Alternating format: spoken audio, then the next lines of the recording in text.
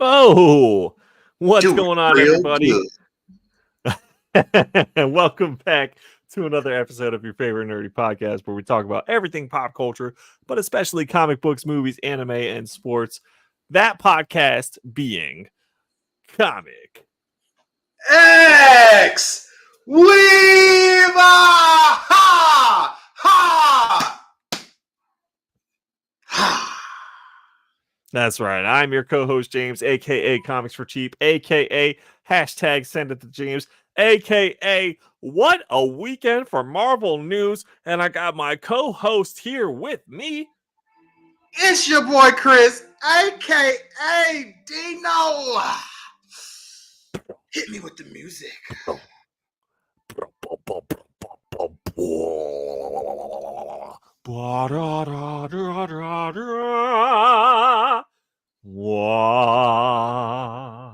Black Santa, revere me. Revere. Acknowledge me. Acknowledge. It's your boy, aka Marvel is cooking, man. I can't even hate on that. This has been one of Marvel's best weeks in a long time.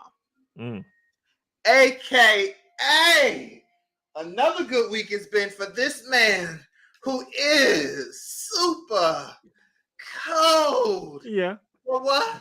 Uh-huh. Well, what? Okay. Water. And what makes this a good week for your boy Super Cold, man? What makes this a good week for Super Cold is y'all about to see a special thing coming exclusively on my Instagram. James, could you plug my Instagram for these people? That's right. It's at Chris, aka Black Santa, just like you see on the screen. Just all one word, at Chris, aka Black Santa. Y'all gonna start seeing the one and only Dream Team.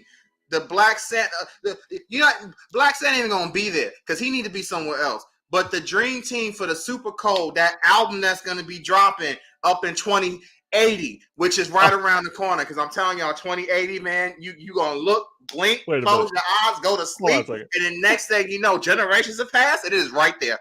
But wait a minute, you're gonna see the Dream Team. You're gonna start seeing members who gonna be on this album. I'm telling y'all, man, when y'all see that, y'all gonna be like, damn. This is gonna be some 2080 right here. But until then, you know what I'm saying?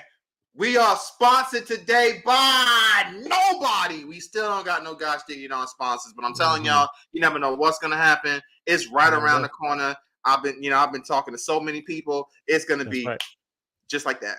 Dino been talking just like that. But until then, we are still unsullied since 2021. That's right. That's right. Hit that like button for us. Subscribe if you haven't already. Smash it, mash it, all that usual nonsense. We appreciate you guys catching us live or on the replay. Always drop a comment or something in the chat, and we always get to you.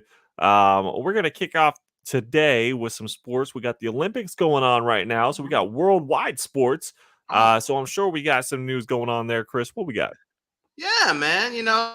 Today Team USA played up against South Sudan, and man, you know what? They handled their business, man. Okay. It wasn't like that when they played them before. It was 101 to 100, and we won off LeBron hitting that beautiful charge in, went up in there, hit that layup on the boys. Nobody can stop him. King was out here flexing and everything, getting pumped up. The shoulder roll that he does. The shoulder rolls. He was ready. Yeah. He was good. And Anthony Davis playing excellent defense on the other end, and everybody playing up. And that was a game that shouldn't have been close. USA was favored by 43. But they only won by 1. Well, that was not today. Team USA won 103 to 86. I mean, they went out there and they handled business. Solid 15-point lead. There you go. LeBron did LeBron things, played very well. KD played good off the bench. He's still recovering, but he played excellent. Bam Adebayo, he led us with 18 points today. So he was balling. He was getting in there. The big man out there eating, working.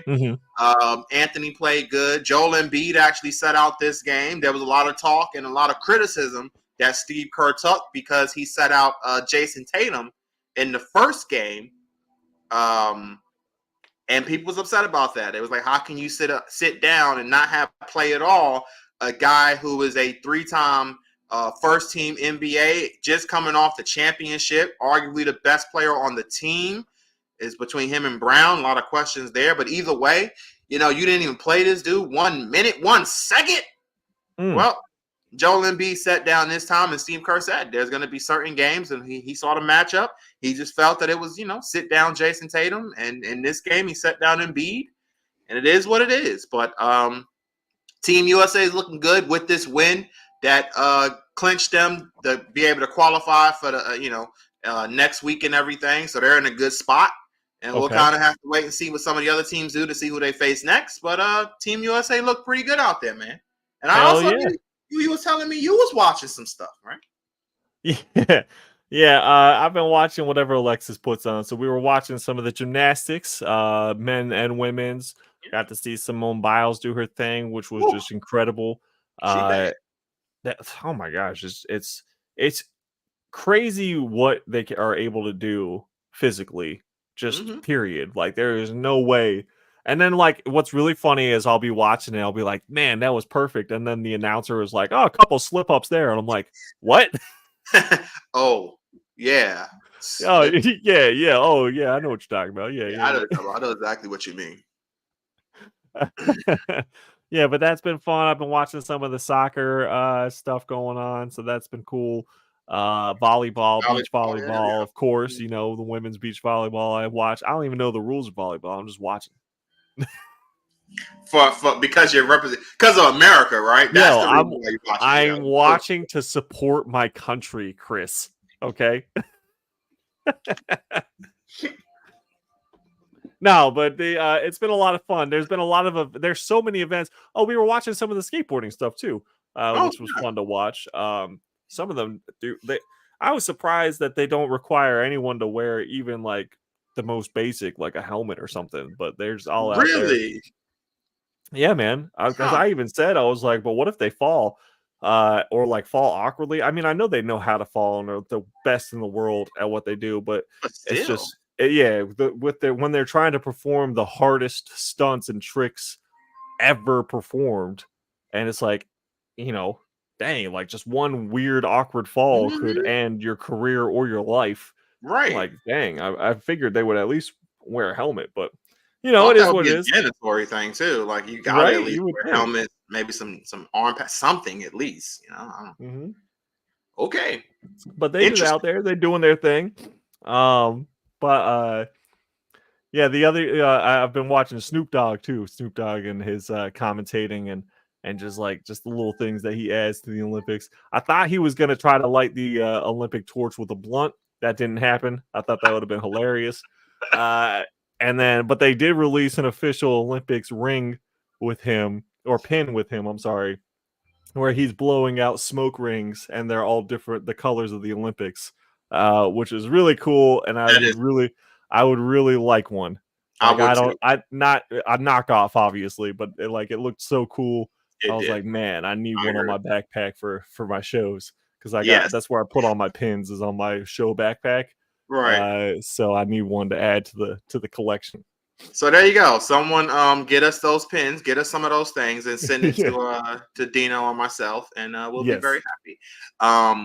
No, but it's exactly what we talked about. Remember when I was like, Snoop Dogg, man, out of all the rappers, you got to say in terms of just markability, he's probably number one. Like you can't even say he's not. Like this dude is even there. Like he's everywhere. He's everywhere. He's just on all sorts of random commercials. He's doing random TV shows. He's on the Olympics. He's just chilling with like Kevin Hart. He's doing his thing, man. He's just living life. He is, man. Shout out to Snoop Dogg, man. Shout out to the dog. Oh my goodness. All right, what are we kicking off with, Chris? I gotta say one more thing on the sports thing. One more thing. I'm sorry. Gotta give some love to Jordan Love. Okay. Man, he's got paid. He signed him a nice big juicy contract. Him and Tua both signed big contracts, and now Jordan Love is now the highest paid quarterback in the NFL. Didn't Tua just sign something crazy? Tua just signed a new contract, and it wasn't. I felt like it wasn't that long ago when he signed. That's what I'm saying. Yeah, I felt like it was like a year or two ago where he just signed something big, and now he's signing something else. It was either very short term or man, it's been longer than we think. Yeah, it must be. But Tua has just signed a deal too. But Jordan Love is now the highest paid quarterback. So now the big thing is on Prescott, because people are saying when Prescott signs his deal, he's going to be. People are saying what is the end? Like what? When do the teams just say no? At what point? Well, right now they're saying no to Prescott because he still hasn't got a new deal. So this is where the Cowboys are in a very sticky situation. If he don't sign his deal before the season starts and they play out the whole year, he can walk. They can't franchise him now. They can't do anything. He can literally walk, and Dallas just loses a quarterback. But he's also out for a whole year. How old is he? Ooh, I don't think he's 30 yet. Maybe he is 30. I don't know. I've looked at it. I would think he's 28 or 29. That's what I feel like he is, but he might be 30 or 31 at the oldest. But he has to be around there. He can't be older than 31. Can't be. 30. He's 31. He is 31. Okay. All right. I personally would not walk a year. You'll be forgotten. There's too much talent. And Dak is not. He hasn't won shit. He hasn't won anything. No, he did lead the league in touchdowns last year, but it hasn't done anything. He hasn't won any. No MVPs regular season. Obviously, no Super Bowl MVPs. Yeah. He has no championships. Yeah. He's never been to a Super Bowl. Yeah. Also, if he walks, what's stopping the receivers now from walking? See, that's where Dallas is in a really, really bad situation because I think they got to pay CeeDee Lamb too. Like Dallas is in a bad situation because you got to pay Lamb, you got to pay. I think there's some defensive players they need to pay. Okay. And they got to pay Zach. Like you have to pay a lot of people. Where it's like, do you really believe this team is really going to get it done? Like Dallas, I don't ever believe that Dallas is going to get it done. I don't either until they do it. That's right. Until they do it, I don't either. The Cowboys are in a bad spot right now. Like, if you're a Cowboy fan, you're like, damn. Right. This ain't good. No way, no shape whatsoever. So, yeah, Dallas is in a very interesting spot. I got to also say this about this is the last thing I got, and this is about Lamar. Lamar got to win. And honestly, Lamar is. There's so many people that have to win right now. It's crazy. He has to win right now, honestly. He's won 2 MVPs. Mm-hmm. He is the only out of, I think it's 11. I think 11 players have won 2 MVPs. 10, and he's one of them. 10 out of them, 10 out of 11, obviously him being the only one, have won a Super Bowl. They've at least won 1 Super Bowl. Mm-hmm. He hasn't won any. Right. And he hasn't been to any. You know what's funny is that there was someone who was talking like some crazy shit to me last year that Lamar Jackson is like the best, and he is like he was going to go to the Super Bowl, and blah blah blah, and he was like, I'm willing to bet you right now $1,000. I don't even remember what week it was. It was early in the season though, and I'm laughing, and I'm just like, dude, first of all, I don't bet, so I'm not going to bet you, but if I did bet, I would bet every penny I owned right now that Lamar Jackson is not only not going to the Super Bowl, but if he got to the Super Bowl, that he would lose terribly. Well, he didn't make it. He was right. He didn't make it to the Super Bowl. Yeah, guy was awfully quiet after dude was knocked out. He won't say much. Yeah, he wasn't talking all the sorts of crazy shit. Yeah, I'm pretty sure he probably bet a bunch of people, and somebody probably took up a legit bet on him. Maybe not 1,000, but he probably lost some money. He probably lost some money. He probably lost time.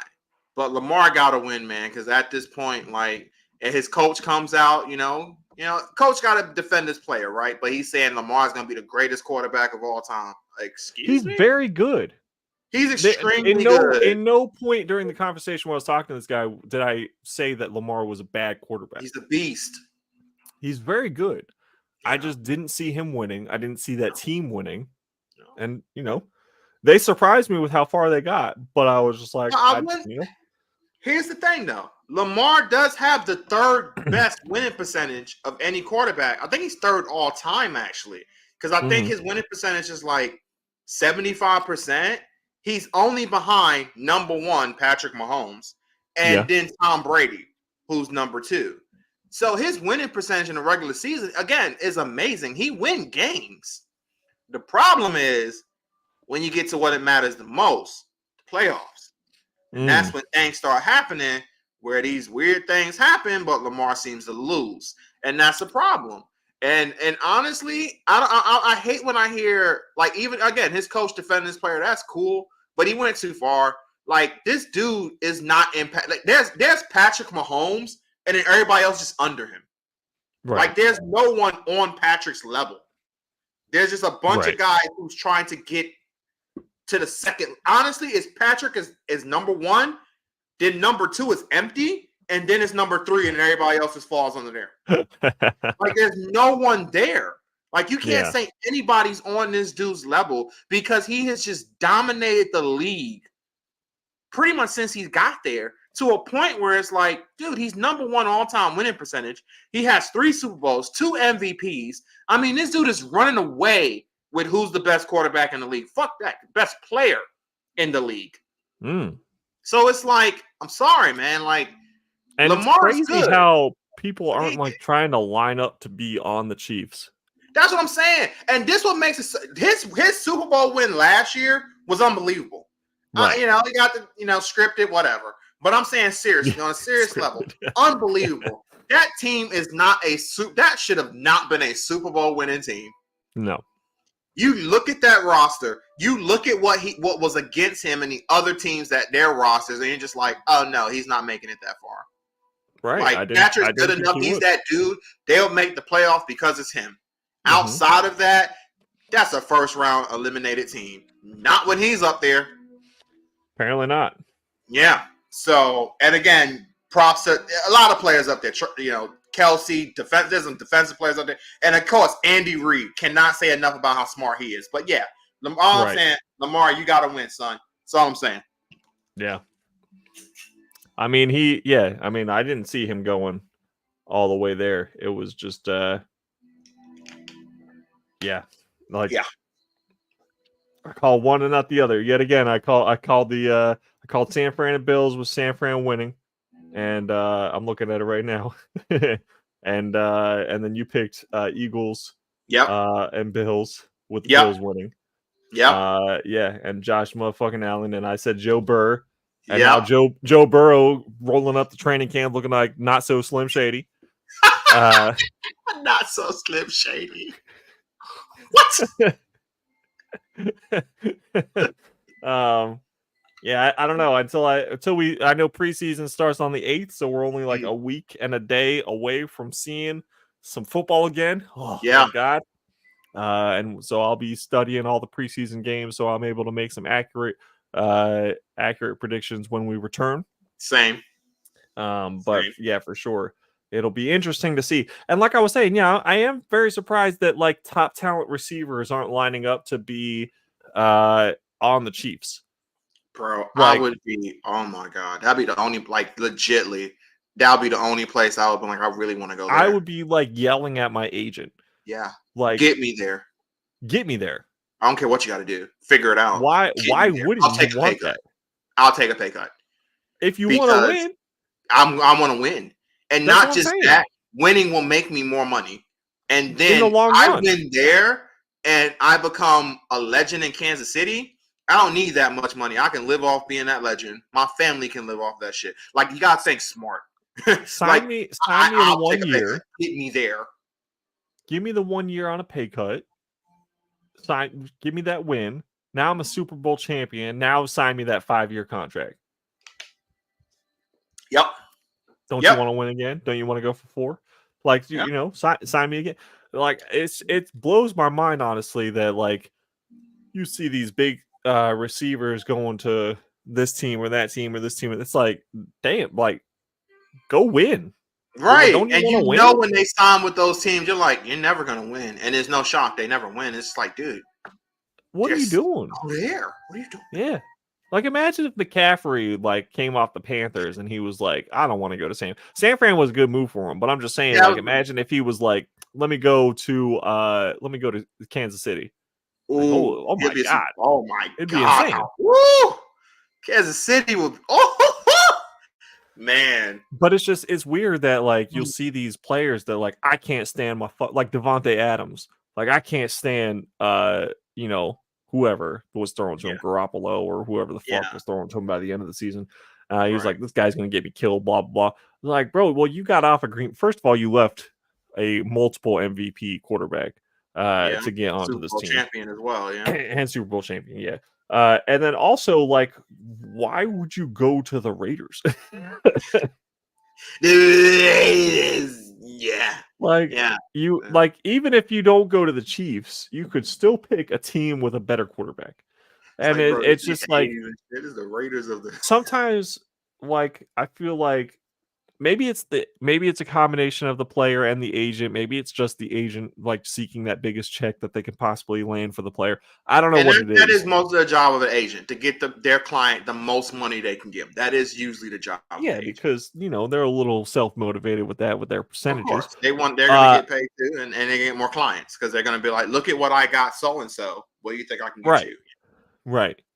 But it's at some point you have to be like, put me on a contending team.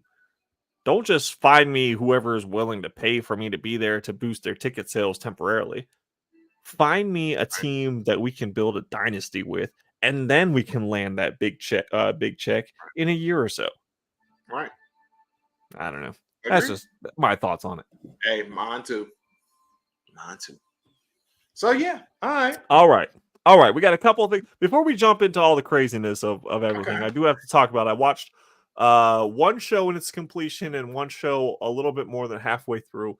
I just got to mention them to you, Chris, because both of them have to do with comic books, movies, anime, video games, that type of thing. All right, first one that I watched, this is the one that I watched all the way through, was Twisted Metal on Peacock, based off of the video game for PlayStation, starring Anthony Mackie, as we know. Samoa Joe's in that one too, right? Samoa Joe is he's a body in that one, but Will Arnett does the voice. It's very strange. It is strange, but yeah. But I mean, that setup is strange. It works well because you know he's got that deep, raspy voice. For Sweet Tooth. Shout out to Samoa Joe. I always love watching him wrestle. That's my boy right there, Samoa Joe. Yeah, it was a good show, dude. I honestly was very surprised at how good it was. Yeah, they're getting that next season too, because Samoa Joe is actually should be working on filming now because he got written off TV to go film. So yeah, he should be working on it now. Hell yeah. I'm excited, dude, because let me tell you, like I haven't done this for a show since probably Squid Games, where I just sat down. I'm not saying it was as good as Squid Games or anything. Yeah. I haven't like where I was like, oh, I need to just go ahead and watch this whole fucking show. I need to keep watching. Yeah, from start to finish. I watched the whole thing. And it was super solid, man. Like Anthony Mackie did a really good job. I know her last name is Beatrice, but the chick who plays Rosa D on Brooklyn Nine-Nine, who plays Quiet, she did a very good job. The whole it flowed very well. There was emotion behind it. Good solid storyline, twists and turns. Kills were outstanding. It had just the right amount of blood and gore in there. Yeah, man, I thought it was super dope. Okay, there we go. Okay, all right, I'm loving that because I liked it too. I thought Twisted Metal was dope, so I enjoyed that too. I'm feeling that. What was the next one? Second one that I watched about 20-something episodes, so maybe like 60% of the show. I finally got around to watching the anime Death Note. and Yes. yes, blew through a solid 20-something episodes. I haven't been able to go through and finish the end of it, but just timing wise. But I have watched quite a bit of it. Have you been enjoying? Oh my gosh, it was so good.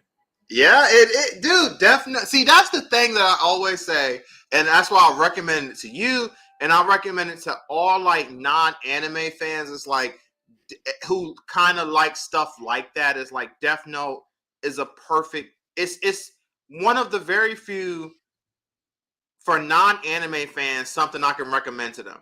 Yeah. Because Death Note just hits on so many different levels, and it just works. Yeah. And it's like it has enough of that realistic to it where it's like you can see something like this happening, Right. but it's not like completely realistic in the all grand scheme of things. But it's so good and it's so deep, and the stuff that like Light and oh my god, the cat and mouse game.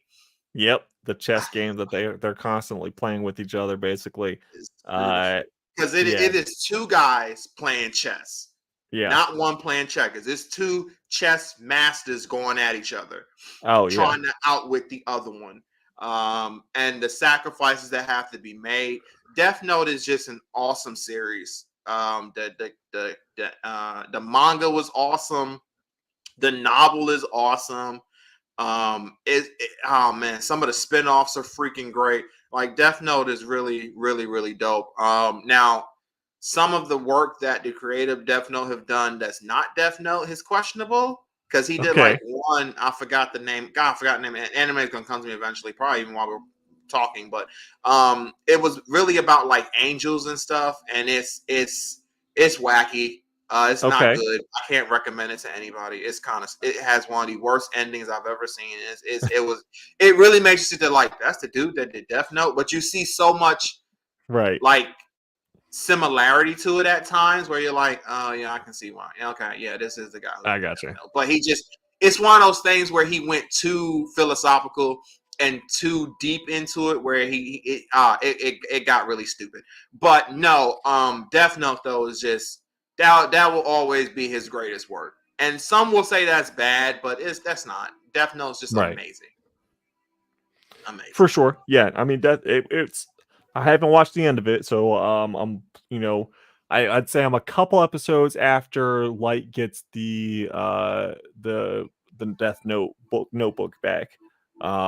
So he's just kind of done the swindle of letting Ryu take it away, and then he gets it back. So yeah, so I'm at that. That's kind of where I'm at right now. But yeah, I'm looking forward to continuing and ending it in the next week or so. So oh, that's great. Okay. Just had to let you know because usually I'm not like a huge anime guy, but this one I was just like, this is fucking awesome. That is awesome. Hell yeah! I love to hear it. All right, cool. All right, so let's go ahead and jump into. Well, let's just jump into the SDCC stuff. Okay. Because that is obviously the big news of the weekend. So we had a couple of things come out of SDCC. Mm-hmm. We had news on just kind of like just reminders of what they had on the slate for MCU as far as the movies and everything. We had a game announcement. And then most importantly, what we had everyone talking about and what we're going to talk about here is a big announcement for who is going to play Doom, because instead of Kang Dynasty, we are going to have Avengers Doomsday. And right there on stage, he came out of a crowd of Dooms and took his mask off, and there he stood, Robert Downey Jr. And man, the pop was insane. If you pay attention to Robert, man, he was fighting not to like smile when the fans went crazy because he was fighting that. And he did a good job. He had to turn his face a little bit, work the face out a little bit, but he was like trying to keep his, just super in the character, just no smiles right then and there at that point in time until it was all said and done. Then he got a little smile in, but no, that was huge. The fans went crazy when he revealed the mask. Internet blew up immediately. everyone's talking about it. I swear, it was like one of those things where, so I did a show on Saturday in Burlington, and then went to my old roommate's house in Fuquay, in North Carolina, and we went to GalaxyCon for a panel. We came out of the panel and like opened our phones or whatever. Everyone was talking about Robert Downey Jr. as Doom. Everyone, I could go to any social media platform, randomly scroll, and it was every single post. Every post. And when is the last time that has happened for anything Marvel related? Woo, it's been a long time. Honestly, it's probably been again since Spider-Man. It's been a long time since it was this lit, and it's crazy. But it's interesting now because there has been the other side of things. Because there has been people on the fan base. Matter of fact, I saw a perfect one. A big time YouTuber, a YouTuber that I like to watch. Seems like a really good guy. Never met him, but seems like an awesome human being, awesome, cool guy. But Tyrone Magnus, he had a video that said, "Why is Robert Downey Jr. playing Doom?" Like he was confused at why would he be playing Doom? He's Iron Man. Why is he playing Doom? Right. And then one that's close to me, my big bro Tyrone, he was sitting at me and him was even talking today while he's playing Elden Ring, getting his ass kicked by Mesmer. He's gonna love if I said that. He's a Madden guy though, so you know he was testing things out. Sure. That's what they all say. Yeah, of course. He's a Madden guy. He plays Madden. Anyway, he was like, why is he playing? You know, he played Iron Man. Like, why is he playing? And this is a guy who knows comics now. He ain't no slouch now. But he was like, man, you know, why is he playing? He thought it was cheap. It was desperate. Yeah. That Marvel just went completely desperate here to get something going because it was like he just had to bring him back. You know, T really enjoyed how Robert went out. Like, that's it. He's gone now. Why you got to bring him back like this? So there's different sides to it. It's definitely interesting. My brother actually texted me, and he was like, "Wait, why?" The same kind of thing. Wait, why is Marvel bringing Iron Man back as Doom? And I just texted him back. I guess we'll all find out, you know, when it happens, kind of a thing. Probably Fantastic Four, or at the latest, obviously, Avengers Doomsday. But I was like, right at this moment, I'm kind of just as confused as you are, but we'll see. Because I personally am on the side of we could have picked somebody else for Doom. And I think that Marvel is doing a little bit of a publicity thing to get some people back in, which 100% worked. 1,000% worked. Yep. But yeah, I know you were saying before we jumped on live, as far as like a couple of scenarios, do you think this might actually work smoothly? Let me hear your thoughts on that. All right. So of course, like you just said, and even like T said, in the grand scheme of things, yes, the first part of this is, of course, to get people back in. They have seen things have not been very good. It's been bad. So it's like we got to get people in.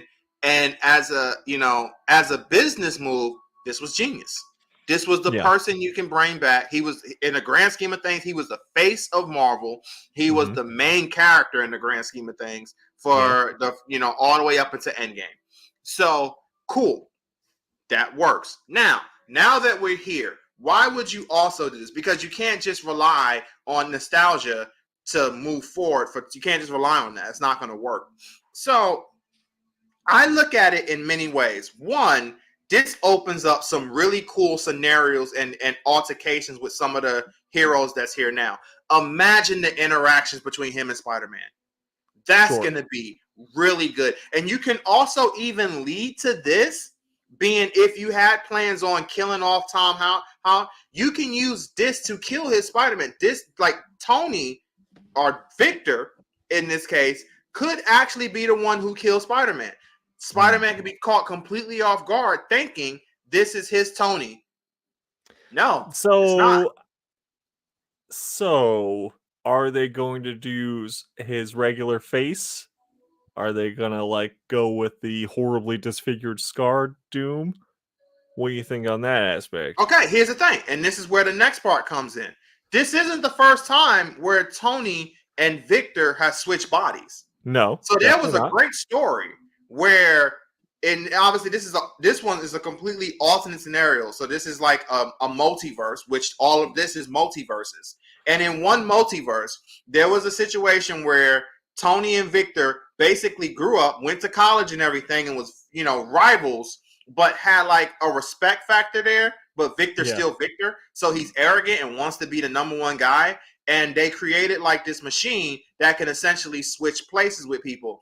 And Victor used the machine, switched to Tony's body because he wasn't really succeeding like Tony was. Tony was the guy.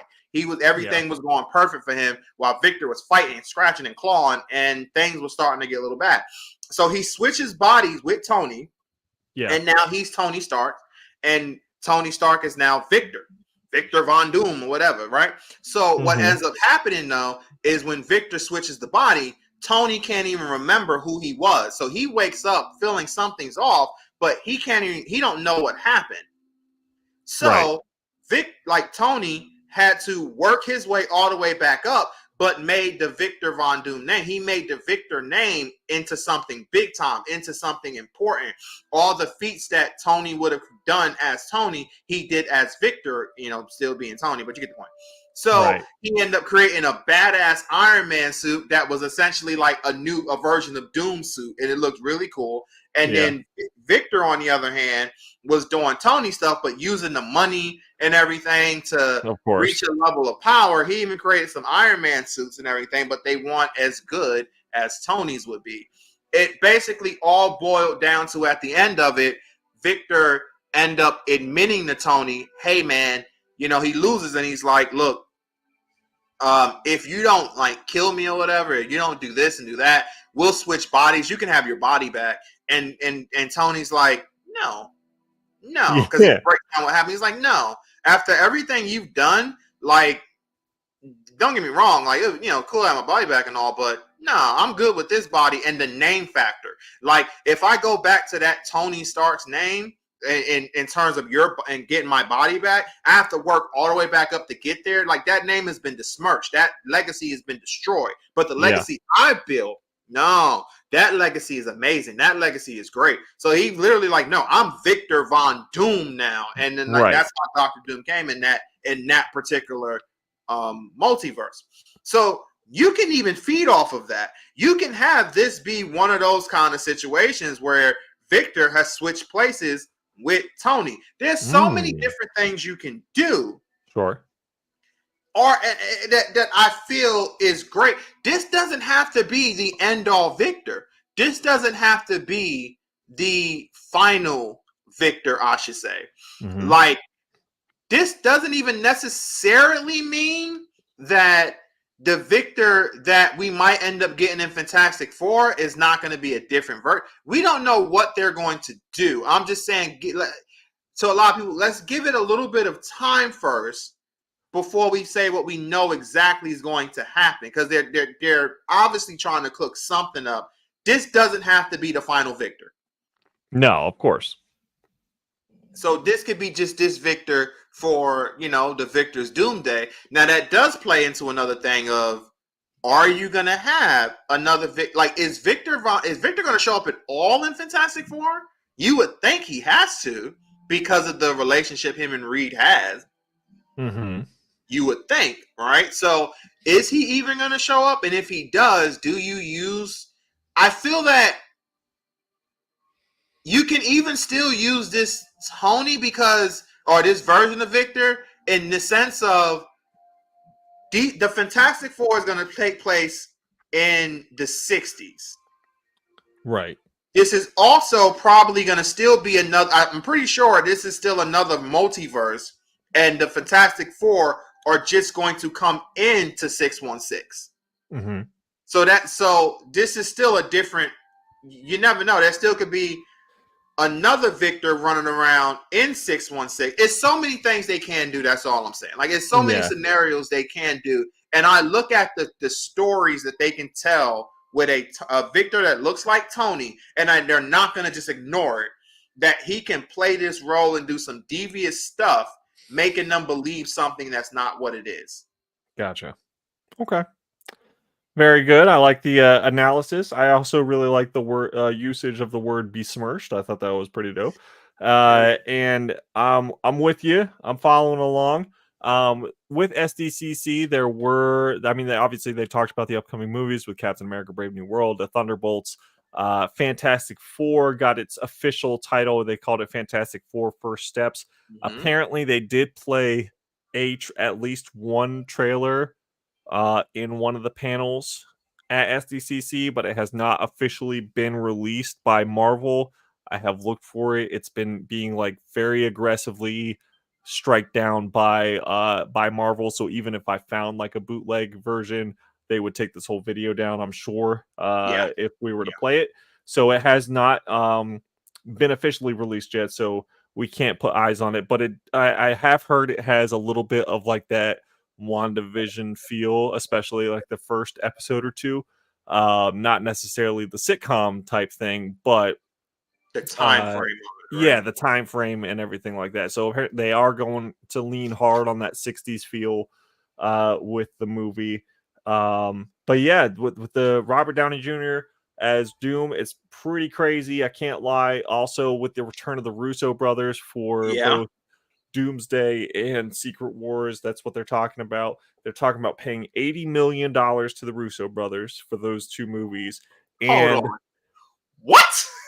And I quote, significantly more for Robert Downey Jr.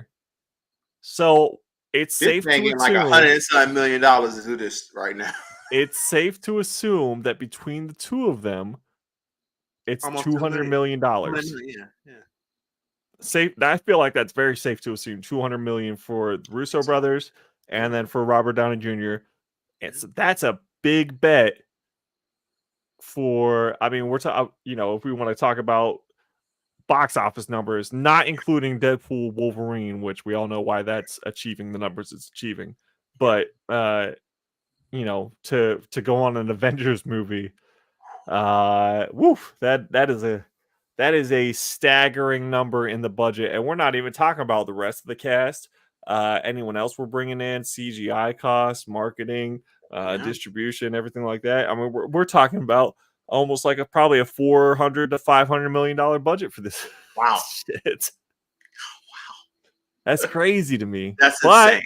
If it pays off, it pays off, right? If it pays off, and I mean, wow, the hype is definitely going to be big, and oh man, woo! But they got to keep this momentum going pretty good, though, man. I mean, to be fair, at least the Deadpool movie's helping. It's helping. Yeah. Let's talk about the Deadpool movie. Let's talk about it. Let's go ahead and hit everybody with a big spoiler alert, because we are going to be talking about the Deadpool Wolverine movie, since we're not going to be on this podcast for the next month because I'm moving and it's going to be just a hectic thing for the next month. It'll be good to kind of talk about that now. So if you haven't watched the movie, which I feel like everyone's watched it, which is crazy. I can't remember the last time that a movie's come out and like everyone's already seen it by Friday. It felt like to me. When I went on Instagram on Friday, everyone's like, have you seen the movie? Have you seen the movie? It's like, didn't it just come out today? Like, no, I saw it yesterday. Right. like, it's been a long time since that vibe has been out there, but I finally got to see it yesterday.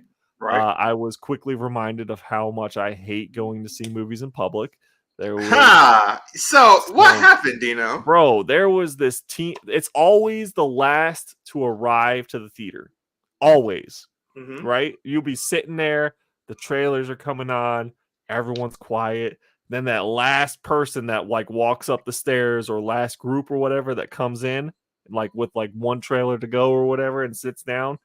This motherfucker would not shut up the entire fucking movie. And I'm not talking about like whispering or whatever. He was just like conversating in a normal to loud tone of voice. I was furious. furious. Dude, I was like it's one of the I don't get that mad that easily. I really don't. I do.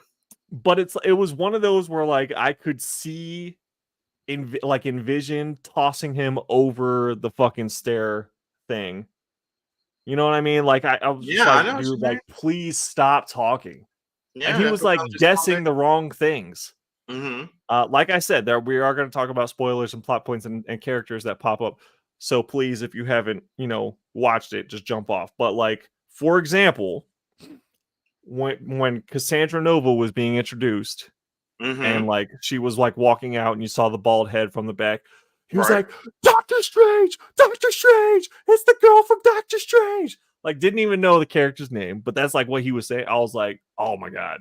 And multiple people turned and told him to be quiet. I think he was just some ADHD, whatever, teen. He was definitely a teenager, but I was just a young kid. Yeah, I was like, dude, I know I have the strength to launch you over the fucking rail.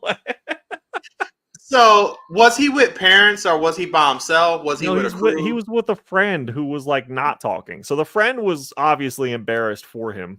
And then it was this kid. Yeah.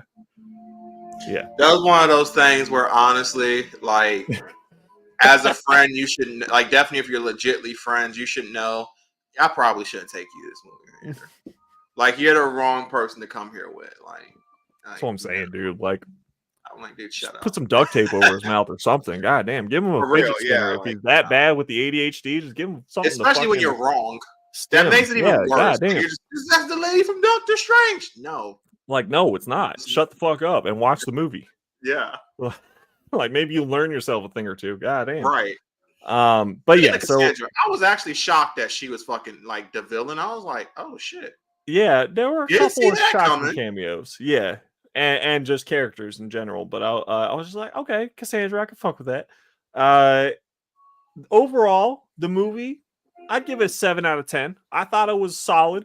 I didn't think it was mind blowing or groundbreaking or whatever. Part of that is probably because Deadpool for me is just a whatever character. I've never been a mega fan of Deadpool. I have never oh my god, Deadpool, I can't wait to see him in a movie. There's never been any aspect of that for me. But I'm not going to sit here and be like, that was a shitty movie, because it wasn't a shitty movie at all. Yeah. No. So 7 out of 10 is what I would give it to. Yeah. Solid 7 out of 10. Solid 7 out of 10. Yeah, no wavering at all. It was good. As far as characters, I was pleasantly surprised by Blade showing up. I was like, yo, Deadpool was able to get Blade on screen before Marvel could. That's hilarious.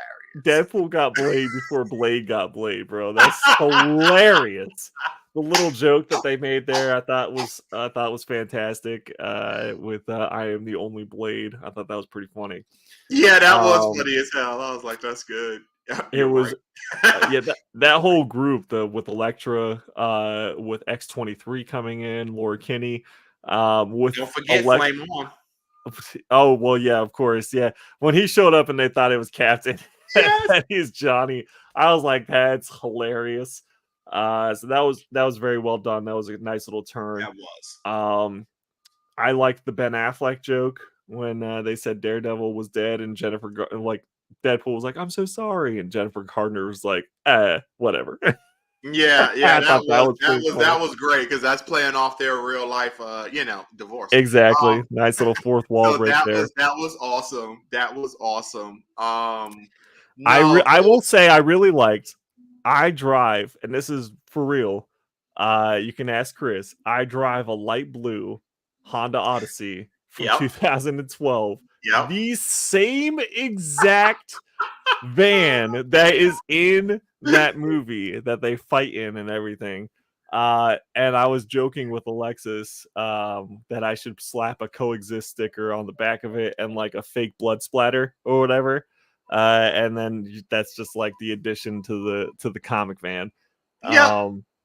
Because what are the odds that I buy this vehicle a year and a half ago, and now it is It is like the exact one. Yep. That is in this movie. Dude, I kid you not. When I saw that, I literally just started laughing, and I'm like, "What?" I'm like, "Dino drives that."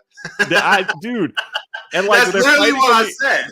On the inside, I'm like, it's the exact model, dude. Like, it's the exact one. Dude, I told you, they be watching us, bro. They're literally, Marvel is watching us, man. They're watching, bro.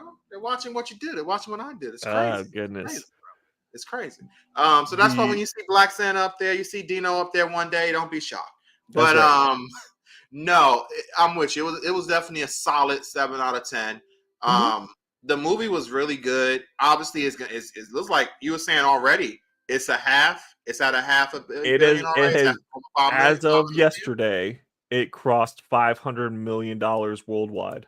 So $500 million movie is gonna reach. It looks like it's gonna reach it.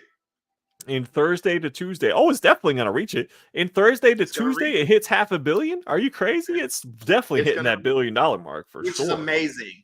Amazing. I don't even know any other movie that's had such a strong 5 days. Like, we're not even at a full week. Not even a full week. It's also not shocking to us because we called that, because we knew you put, like, everybody's been waiting for Ryan Reynolds and Hugh Jackman to do a movie like this, especially this movie. Yeah. So just having their names up there was going to boost up your sales so much. And then the fact that, honestly, the movie doesn't suck. That word to mouth is like people are really enjoying this movie.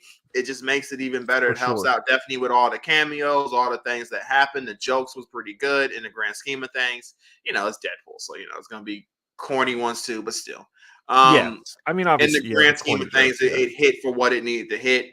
Again, I cannot stress enough. I was super shocked seeing Cassandra Nova as the villain. I was like, oh shit, I definitely didn't see that coming at all. And but in a weird way, it makes so much sense, though. It makes perfect sense. Yeah. The sister of Charles. It makes perfect sense. I was like, she did a good job. That was great. Yeah. And she did a good job. I was like, oh, shit, that worked. The only thing I was super disappointed by was that fucking fight, if you ain't want to call it a fight, with Wolverine and Juggernaut. Oh, okay. My man just got instantly decapitated, pretty much. I was like, really? Oh, you mean with Sabretooth? Really? Are you talking about with Sabretooth? No, Sabretooth. I'm sorry, not Juggernaut. Sorry, Sabretooth. Yes, Sabretooth. Okay. Sorry. With Sabretooth. Yeah. With Sabretooth. It's Sabretooth, man. It's Sabretooth. And the old Sabretooth, too. Come on. That's Wolverine and Sabretooth. The classic rivals. The fight to the bitter end. And it was like a few seconds, and I was like, oh. Yeah, I mean, I know they did that a little bit as a joke, which, I can appreciate. But yeah, there were several where I was just like, oh, okay, whatever. My favorite fight to see on screen, surprisingly, did not involve Wolverine or Deadpool. Right. My favorite was watching Gambit actually have a live action fight. I thought that was super badass. They do make fun of the accent that Channing Tatum was doing with the that Cajun accent and everything. But when it came to like the actual fight scene, I feel like they really did the character super justice. It really just stood out for me, and that's just my personal opinion. Like, as far as the whole movie goes, like that, like him fighting that little action sequence really stood out for me watching it. And like, I've never been a super Gambit fan, but I was like, holy shit, this is really dope. I am a Gambit fan. I've talked about Gambit up here. I've told you stories about Gambit. He's had some great, cool moments. I'm super happy that he is still married to Rogue as we talk. I'm waiting and going to be very upset when they fuck that up in Marvel, because they always fuck up good things. But until then, I'm super happy about it. I will say this, though, because what does this movie really sets up, right? I feel that the grand scheme of this movie was really, I mean, in a lot of days, it was really a Wolverine movie to me, more than a Deadpool movie. I can agree. And it's also one of those things where it just really set up just the wackiness of what multiverses can be, to me at least, where it's just showing you all these different things that can happen. Obviously, it was a love letter to the Sony verse, if you want to say, in Fox, the Fox verse. If you want to say, it was Fox, wasn't it? Where all those movies was going on. You're right. Yeah, you're right. It was a love letter to Fox and all those old characters that we loved and all that fun stuff, right? So it was a love letter to that as well. But in terms of the MCU now, it opens up the realm of just showing you all the crazy stuff that can happen in the multiverse. It also seems that Wolverine, I guess Hugh Jackman now, is our Wolverine right now. Mm-hmm. I don't know how I feel exactly about that one. But unless they want to bring in Henry Cavill, because that was a pretty dope cameo. That was dope, right? Like, I was so happy to see him, and I was like, yo, my man finally got something going on, because they did him so dirty in the Superman stuff. I'm serious, James Gunn. That's the one thing I ain't gonna. That was messed up. You did him dirty. That was fucked up. That was super fucked up. But outside of that, no, that was huge. That was cool though, and the rumors was true then, because remember there was tons of rumors about him playing Wolverine. I don't even remember that. Yeah, but Wolverine. Yeah. So the rumors were true on that. They hid a lot of stuff. Remember there was like concept art, not concept, but there was like pictures of him too. Oh yeah. That was funny.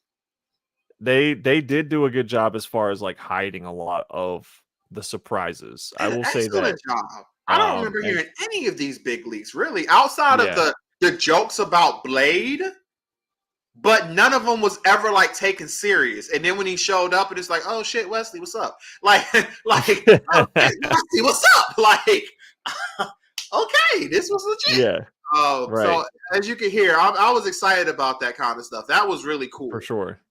Yeah, I enjoyed that. But no, I am hoping that Cavill does play Wolverine moving forward in a real bigger way, because there's no way that Hugh Jackman could be our like Wolverine completely moving forward. Because I mean, we gotta be honest, his age and all that stuff, like he can't do another like 10 years. He's been playing the character for over 25 years. That's what I'm saying.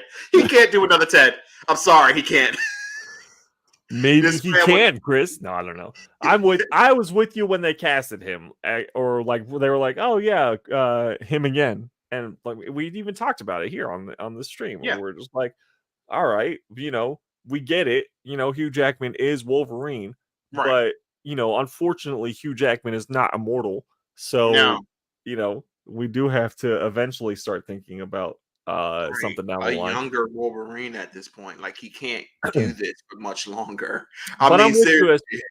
As far as like what the movie did, like what with the whole story that they brought to the table, and everything like that. It first of all, it gave us a complete confirmation of mutants and the Fantastic Four, which was solid. I do like that, even if it's like in the void, and even if it's not Earth 616 that Deadpool's returning to and has this knowledge of. They mentioned so many people. They mentioned Daredevil, they mentioned Punisher, they mentioned Charles and Magneto. So they're aware of all these mutants. Toad was in the movie. Obviously Juggernaut, Pyro. So Paradox, we're getting all of these. I was happy to see Pyro too. Yeah, Pyro, that was kind of cool. I was like, oh shit, that's quite a throwback. I almost didn't even recognize him, honestly, until the Human Torch thing.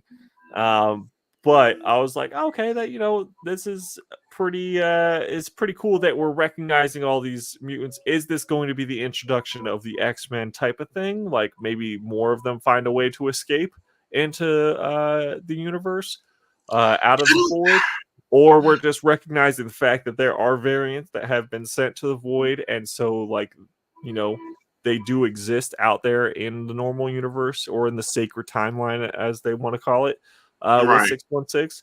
I don't know how they are going to want to play that, but it was cool that they are at least like normalizing, I guess, for lack of a better word, like normalizing the fact that these characters are in existence. I do agree, though. And that's the one thing I'm still like, I don't know, because the movie didn't like I said, it opens up all the wackiness and cool stuff you can do with multiverse and stuff, just showing you what can happen. But it did nothing to actually say how mutants are going to join the 616. Like you said, there's still questions there, and you don't really have any idea how they're going to introduce that. Obviously, they're going to. I mean, obviously, they confirmed it, but still, like, they're going to. But that is still a wonder on how. Mm-hmm. So, but a good wonder, especially a good wonder, not a bad wonder. I didn't leave I didn't leave the theater sitting there saying, "Man, I have more bad questions than good answers." Like, no, it was good. It was fine for sure. It was enjoyable, way more enjoyable than your situation though. Because I'm serious, I would have I'm sorry, dude. Like, it was one of those things where I feel like if I wasn't with Alexis and with her dad, like, I probably would have just walked out. At my age now, I would have just walked out and been like, "Can I just get a ticket for another time?" But like, younger James would have been more of an ass, not tolerant of it at all. And it's just one of those, like, there's one rule when you go to a movie theater. Like, you can make the, obviously we got our snacks, we got our drinks. There's gonna be noise. There's people, little whispers here and there's laughing, reacting, gasps. But talking like the entire movie, like you're having a fucking conversation, it just drives me up the wall. It just drives me crazy. You don't do that. Like, if you're gonna do that, stay your ass home. Yeah, that's what I'm saying. Watch it at home, dude. Like, come on, bro. And I went on a Tuesday afternoon. I went Tuesday at 2:00 to purposely try to avoid that bullshit. Yeah. But again, it just shows what it is, and I will agree with you. It just shows what it is, where it's just like, I'm sorry, the theater, going to movie theaters to see movies just ain't hitting it. Like, it is much more better to be at home. It is. And to just watch this stuff in the comfort of your home and the comfort of whoever you actually want to be there. Right. And it can go from there. And hey, it's honestly the same way for me with sporting events at this point now, where it's just like, as much as, like, next time I go to New York, I am gonna try to hit up a Yankee game. But like, I saw that speaking of the Yankees, I saw Judge is on like a redonkulous tear right now. He's like first place in like a ridiculous amount of stats, like 5 or 6 stats for a hitter. Insane. And after a month of I don't want to call it a slump, but people were like questioning, like, was he overhyped? Is he washed, type of thing? And then all of a sudden, like, we're talking about him right now at the end of July, and it's like he's number one in everything. Yeah, see, people gotta understand too, when it comes to that, like, baseball is definitely a thing where you're gonna go through slumps. You're not gonna be. There's a reason why you haven't seen anybody hit 100 home runs, because you're gonna have times where you go through a slump. Like, you hit in a year, in a season, you're gonna go, even though it's 100+ games, you're not gonna hit a home run every single game. You're gonna have tons of strikeouts. You're gonna have tons of slow time. So I was never worried about him. And honestly, even with this, my whole thing at this point, I've seen him have great seasons. I only care about the playoffs. I care less what he does in the regular season. This dude can hit 200 home runs. I wouldn't give a shit, because I only care about us finally doing something in the playoffs. It's been too damn long. But yeah. Again, overall, man, Deadpool, thumbs up. Overall, thumbs up. All right, there you go. Very solid, very solid. What else we got? Do we have? Oh, we wanted to talk about go back time a little bit, because you finally got to watch the boys finale, and pay a little thought to that, because you wanted to chime in on what you thought about the season finale of The Boys. So go ahead. Yeah. The big thing was, because I finally watched it, I know, right? But I finally fully watched it, and I was just like, oh, the thing when Ashley at the end, where she's sticking herself with all the needles and injecting herself with the compound and getting, infected. Her whole thing is, I've noticed, especially with the show, it seems that when somebody injects themselves, a lot of times, to me at least, it seems like either their wishes or what they really, really are afraid of or want at that point in time seems to, like, kind of dictate a little bit what their powers are. And she's so afraid of Homelander and what's going to happen. She wants to be beneficial so he doesn't kill her. I really can see we haven't had a legit, like, we don't really have like mother's milk the way it is in the comic, where it was literally this big giant lady giving out breast milk and feeding her. We don't have that. Right. So I can see her becoming a monster like that to benefit, like, obviously Homelander and his breast milk obsession, and like whatever she can do to like keep him from killing her. I can see her turn into that kind of monster to benefit him. Like, I can see that. Because the obvious choice would be she turns into a giant monster that tries to kill him before he kills her. But to make it interesting to me, at least, why not go down that route? And then like that can, I would have that basically happen and like be the first thing that really goes down, like episode 1, Homelander finds her, and then she's this monster, and she's trying to say it in a way that I guess we'll just squirting out. Lactating. Yes, there we go. The I have nipples. Can you milk me, fucker? And there it went. So it's what she could do to be beneficial to him. And I can see she doing that, and then him being like, okay. And I still feel like at the end of the day, he's going to kill her.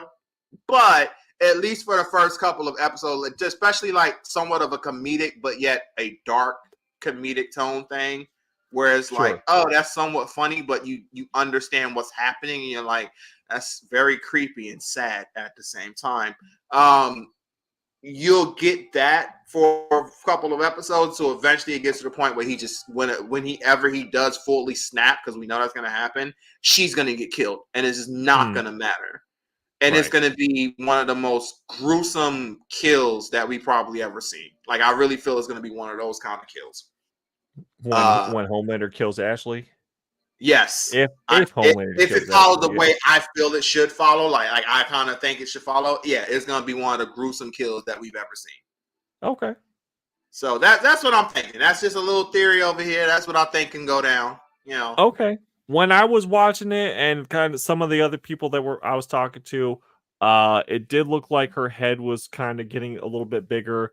Some people were thinking that maybe she was turning into a version of the leader, or something like that, where she was getting really smart. I honestly don't know. I know so far the people that have shot themselves up with V and become with the temporary powers, we've had Butcher, obviously. A light version of Homelander where he's got the laser eyes and super strength and speed. We've had Huey, who becomes a teleporter, except his clothes come off every single time that he teleports. We've had Huey's dad, who is able to phase through things and then become solid. Have we had anyone else shoot themselves up with Temp V? Not that I feel like we're missing somebody. I mean, A-Train did it as a boost, but he already had it. He already had powers, right, and I feel like we're missing somebody. But either way, and I feel like a lot of those powers was really with things that either happened or what they kind of wanted or what they wished in a way. Like, it was things that was beneficial in a way, but it was also like emotional ties to those powers. It wasn't just like completely random. Yeah. So it's like, that's interesting. Don't forget old girl who, well, she ain't sure herself up, but old girl who they were shooting up, that psychic who was just completely overpowered for that world. She's gonna. I'm sorry. The one, the girl who was in the hospital and everything and escaped. Oh, yes. Yeah. Right. That was a whole, because that was a whole test lab and everything. Yeah. And then she came back at the end there. Yeah. She came back at the end. A couple of the students from Gen V came back at the end there when they were rounding up all the boys. Pretty much everyone gets picked up except for Billy. Wait, was Billy picked up, or was Butcher picked up, or no? Was Huey picked up?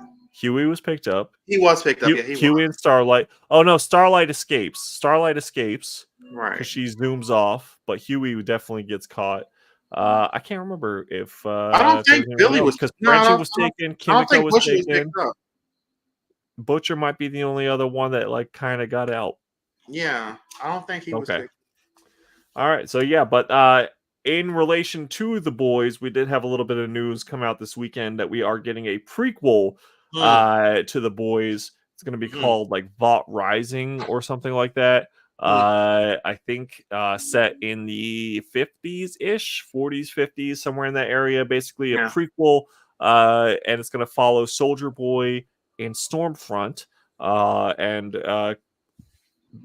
assumingly talk about the rise of Vought and the atrocities that they have to commit to bring such a superpower company to its heights. Right. So I'm sure that it's going to be just as redonkulous, Oh bloody, yeah. satirical, and of course racially charged, given Yeah. the characters of Stormfront and Soldier Boy. Yeah. And the fact that it's going to be in the 50s or 40s. I can't remember if it's 40s or 50s. But yeah, we're bringing the Nazi and the Nazi era Captain America into How Cap would really time be if he period. was in Marvel. The real version of Cap, that dude would be racist as hell. So you that's know who he'll we be got. calling War Machine boy every time he see it. Come here, boy. And yeah, so that's who we got. That'll be the real reason why him and Tony fighting all the time. Look, I think it'll be cool, but I don't know. I have like mixed feelings right now about that. Okay. Where part of me's like, do we need that? No, we don't need it. Much? I don't think we need it at all. But it will definitely be fresh material. I mean, we're talking about going back 50, 60, 70 years and creating a storyline with all new characters except for 2. True. That is true. No, that's true. So yeah, I mean, all right. We'll see. But that's interesting though. So did they give a time frame for this though? Like when is this gonna come out? Okay. Let's see. Because that's the thing. So would this be like 3 years from now? Like, is this after The Boys? Like, we're gonna wait to after, I guess. Vought Rising. Okay, so it is the 50s, so it's not the 40s. We are getting Soldier Boy and Stormfront. There is no trailer released yet. The series is in early stages of productions. Fans will have to wait for more updates on promotional material from Amazon Prime Video in the coming months. Vought Rising will follow a twisted murder mystery about the early days of Vought and the development of Compound V in a post-World War II era. It will dive into the exploits of Soldier Boy and the diabolical schemes of Stormfront, who was using the alias Clara Vought at the time. And it will be, as usual, a salacious, grisly saga drenched in blood and Compound V. So there you go. That's all we know right now. It's just basically been greenlit and it's going forward. So I'm sure it's going to be at least till December before we hear anything as far as an update about where we're at with the series. Okay. All right. Well, there we go. All right. If I'm thinking correctly, they're gonna do Gen V next year. They're gonna do the final season of The Boys the year after, and then it's like, oh, don't you miss us? And it's gonna be Vought Rising the year after that. Okay, so about 3 years. Okay, yeah, I would say, 2.5 years at the least. 2.5 years. All right. Okay. Well, like I said, we'll just wait until we get a little bit more information on it. But all right, there we go. Exactly. All right, I have 2 trailers. One of them is from SDCC, the Marvel Rivals game trailer, and then the other one is the Hellboy Crooked Man trailer. We'll start with Hellboy because who knows how the heck that's going to go. Let's see this. Let's see how this rolling. Let's just see. Here we go. Could it be worse than the last one? I don't know. Let's see. We were like, this is going to be terrible. So let's go ahead. I would say it can't be worse. We'll see that. Come on here. I need to understand it. Like you do. That's exactly why you shouldn't be here. You might say a demonic entity falls under our expertise.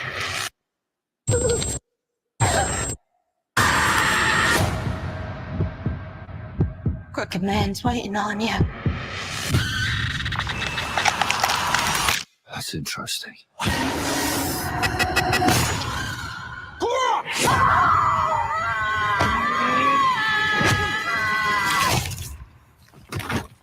Oh, you didn't want me to squash? No, squashing's good. I heard tales about him all my life.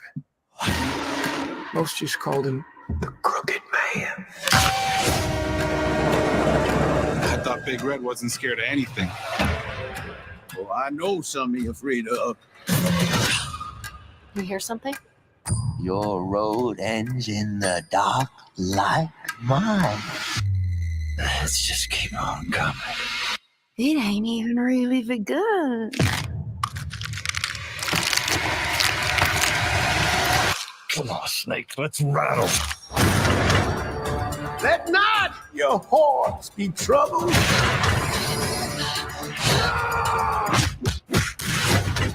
By way they know not.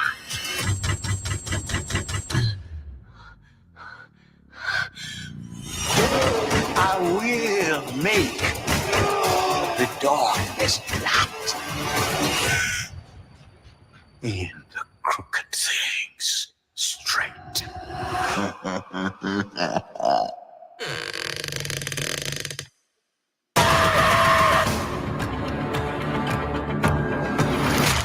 You doubt the power of prayer, son? Just in case.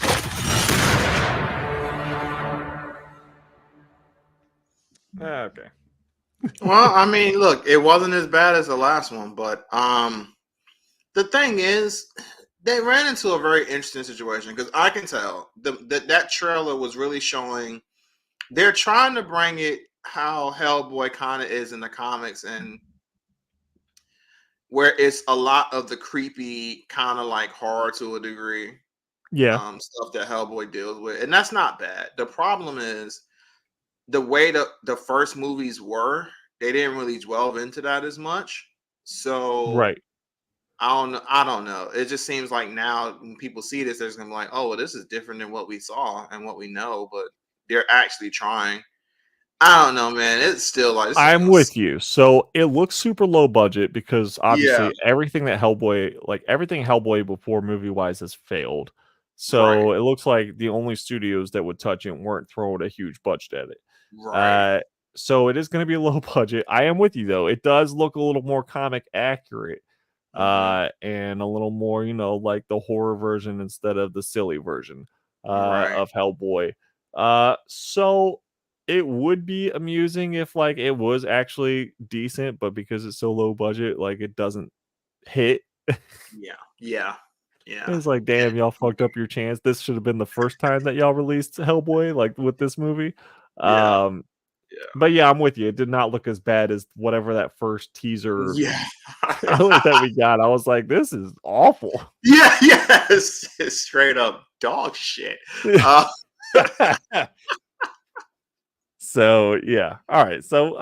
Well, a little positivity for Hellboy. We're getting a little more of the Mignola influence there. Let's go ahead and take a look at the trailer for Marvel Rivals, the game that was announced at SDCC, and see how we like that. Okay.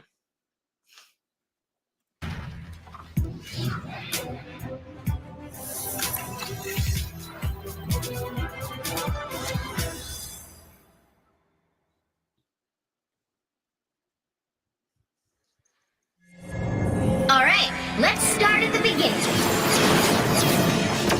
You may think you know the story, but not quite.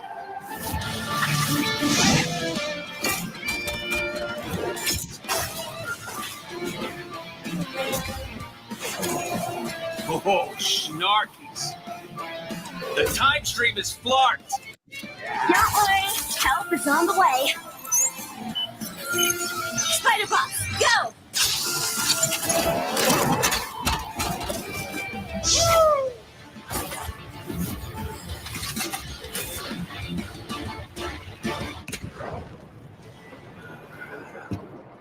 Mere illusion.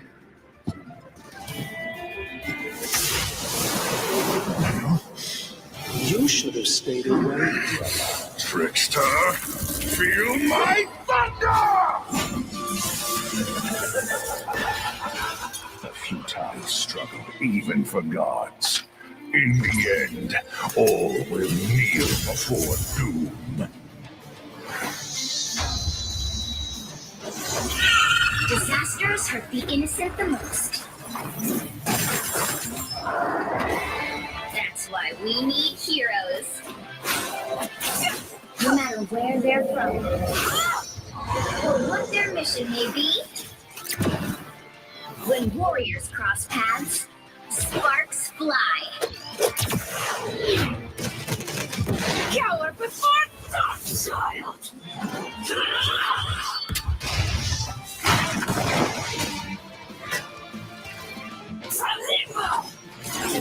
Chaos leads to confusion.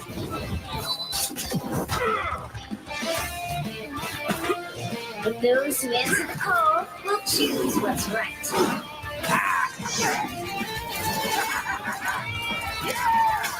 No matter how many foes they face, heroes will always rise above.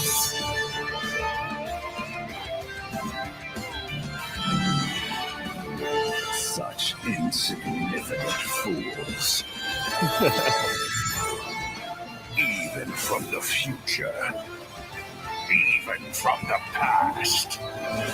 No one rivals doom.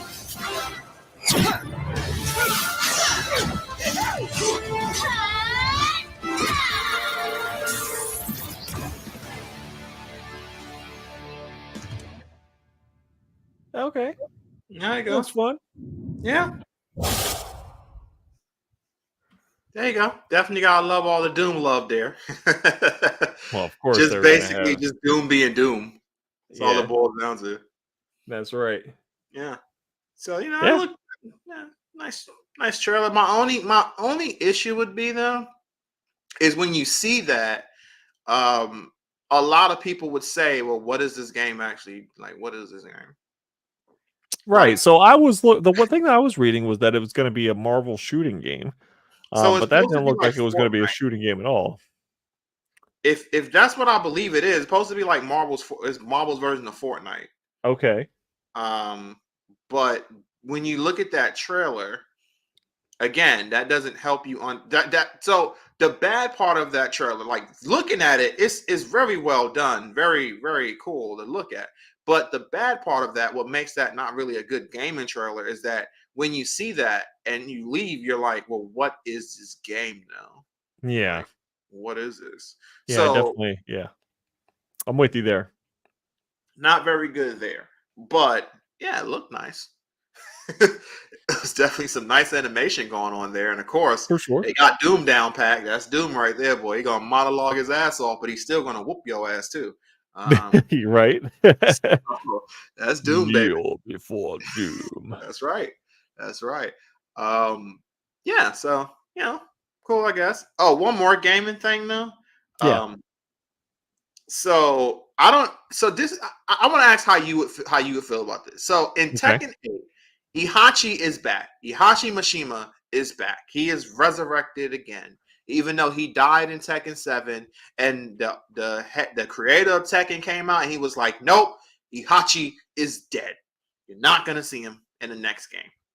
Well, Mhm. he's back. So He's here's where the issue comes, in my opinion.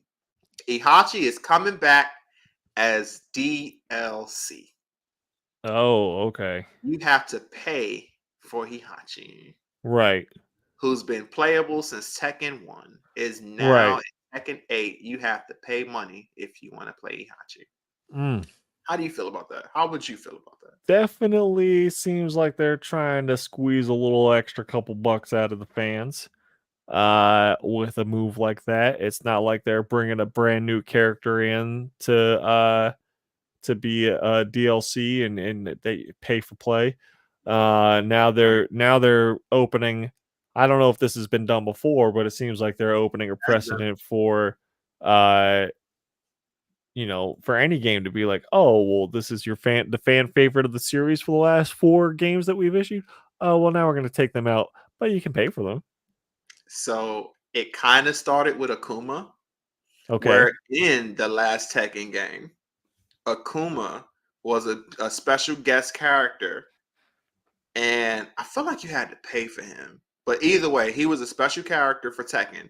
But he's part of the story. He might not have. I can't remember if you had to pay for him or not. But either way, he was part of the story and everything. So he is literally canon to Tekken now, as well as Street Fighter. But Akuma was put in Tekken, but he wasn't in the opening for Street Fighter 5. So people was like, "Is Akuma not in this game?" And then Akuma became playable in Street Fighter 5 later on as DLC. And a lot of people was upset. But here's the thing. As angry as everybody was, they bought him. Right. I think he was the highest paid DLC character, period, for Tekken 5. So he got bought. So then they did get a little bit of taste of that. They did it again for Tekken 6. And now they're doing it again. Akuma was DLC again for Tekken 6. But here's the thing. We bought him again. Right. And now they're doing it with Heihachi. Mm. And the thing is, I'm just going to be honest. People are going to buy him.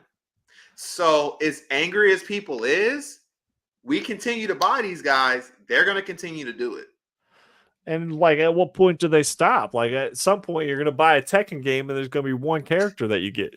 You got to buy everybody. You got to buy everybody, bro. Yeah, everybody. They're going to give you martial law. They're going to give you martial law, and they're going to be like, "All right, you can buy everybody else." You gotta buy everybody. You just got martial law. You got him in there. You can play as him. Everybody else, you gotta buy them. Yeah, get the money out. So I just think that's interesting. I just think that's very interesting. That it's definitely it's one of those things where it's like there are some games in some scenarios where I understand DLC and like paying for expansion of the game and stuff like that. And then there's scenarios like this where I'm like, I wish that video games and the internet never mixed. Same. Because it's like, oh well, that's just you're just taking advantage of fan base or players or everything like that, and just trying to squeeze extra money and just getting greedy with what you're doing. You're not necessarily like opening up new parts of the game. You're just giving them a different character to play with in the same game. And I think that's silly. If you were actually putting legitimate effort into expanding a world, like what's the game that just recently did that had that whole new DLC expansion? Which one? A few games might have done that. Elden Ring has just recently done that. Yes. So something like Elden Ring, where it is the number one game of the year, voted at 10 out of 10, etc. And they're like, and they put a whole bunch of effort into expanding it and creating more for you to do. That I understand. Yeah, pay a little extra for the efforts of the game creators. But if they were to just be like, oh, here's one more character or something that you can do in the same game that you've already played, but now you just have this other character, it's like, I don't really want to pay for that. Yeah, nothing's really different except for the look of the person that I'm playing with. Right, because the trailer showed off all of Heihachi classic moves. He looks younger. Don't know how, but he looks younger. I don't know. But it just looked like Heihachi. Yeah. Gameplay wise, it looked like Heihachi, but again, I'm pretty sure they're gonna have some tricks up their sleeve. Maybe he has the double gene now. Who knows? But the point is, Heihachi should not be DLC, in my opinion. I mean, this is a character that has been around since Tekken 1. He has been, in the grand scheme of things, the main antagonist, if you want to look at it like that. Yeah. Since Tekken 1, and then like now you got to pay money to play Heihachi. I just kind of feel like it's a little too much. Yeah, it's just a little. Yeah, it is too much. I agree. It's one thing if this is a character that hasn't been around like like 3 years or something. Like, all right, sure. But this dude was literally the final boss again in Tekken 7. And the creator come out and says, "Oh no, he's gone. You're not gonna see him in Tekken 8 at all. He's dead." You know what's crazy that they do with these things though is that they give these characters or whatever these downloads and stuff for free to these big streamers and gaming influencers and stuff like that, and then making everyone else have to pay for it. And then these gamers, they're showing it off. Oh, you don't want to be left out. This is so cool. Blah blah blah blah blah. Yeah, and then a little bit of pressure on everyone. The FOMO gets out there, and that's just kind of what hits. And it's silly. It is. It is, and in fighting games, it puts you in such a bad spot a lot because it's like, well, this new character, especially like you said, when the influence is just like, oh my god, this girl's amazing. You have to play this character. If you don't, this character is a new meta. If you don't understand how this character works, it's just going to get creamed and crushed. And it's like, right. Oh, I have to buy this character. Yeah, now all of a sudden, especially all the kids that are playing, the 10 to 20-year-olds that are playing, and they don't want to be left out in the trend, and they want to be well. Maybe they're trying to do their own streaming thing, get that thing off the ground, so they feel like they have to be. Of course they're gonna buy it. So there's gonna be sales of this DLC character or whatever. It is, just, I don't know. It's dirty. It's amazing. It's dirty. Yeah. It all feels gross, Chris. Damn it, James. It is. It is, James. Oh, Lord. Anything else you want to hit on this week? Nah, I think that's going to be it for this week, man. Okay. All right. Well, we are going to be out for the entirety of August. Like I said, I'm moving from this townhouse into a house, and we are just setting everything up. We need to get a new desk. We need to get our computer fixed, et cetera, et cetera. So we're taking a couple of weeks off, but we will be back in September. We appreciate you guys. As always, we will have lots to talk about on our return episode, I'm sure. It's gonna be a world premiere. We're coming back stronger than you can imagine. But drop a like for us. We appreciate y'all live or on the replay. As always, stay villainous and fuck the Fantastic Four.